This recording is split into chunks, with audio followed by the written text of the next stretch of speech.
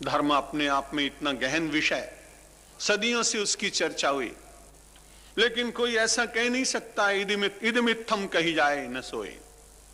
जैसा मैं कह रहा हूं वैसा ही है, ऐसा कह पाना बहुत कठिन। बहुत विमर्श हुआ है, काल बदले हैं, परिस्थितियां बदली हैं, मानव की सत्व शक्ति में परिवर्तन हुआ है, मानव की तपश्चर्या में परिवर्तन हुआ है, मानव की तितिक्षा में परिवर्तन हुआ है, संसार के वैज्ञानिक अनेक उपायों के द्वारा जो बाह्य एकता हुई है उनके कारण भी चिंतन में परिवर्तन हुआ है।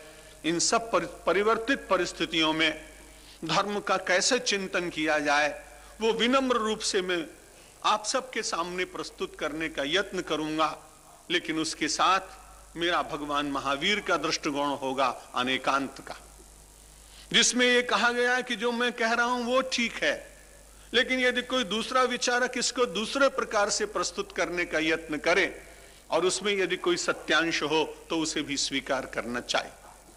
हमारे देश के सभी आचार्यों ने कुछ न कुछ ऐसा अनुपम और श्रेष्ठ दिया है जिससे समाज को जोड़ने का बारंबार प्रयत्न होता रहा है। हमने समाज की एकता का धर्म के माध्यम से बहुत प्रयत्न किया।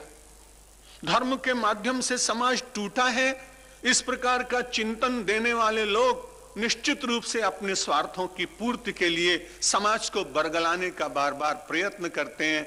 यह देश कभी उन सब लोगों की ऐसी मिथ्या बातों को स्वीकार नहीं कर पाएगा।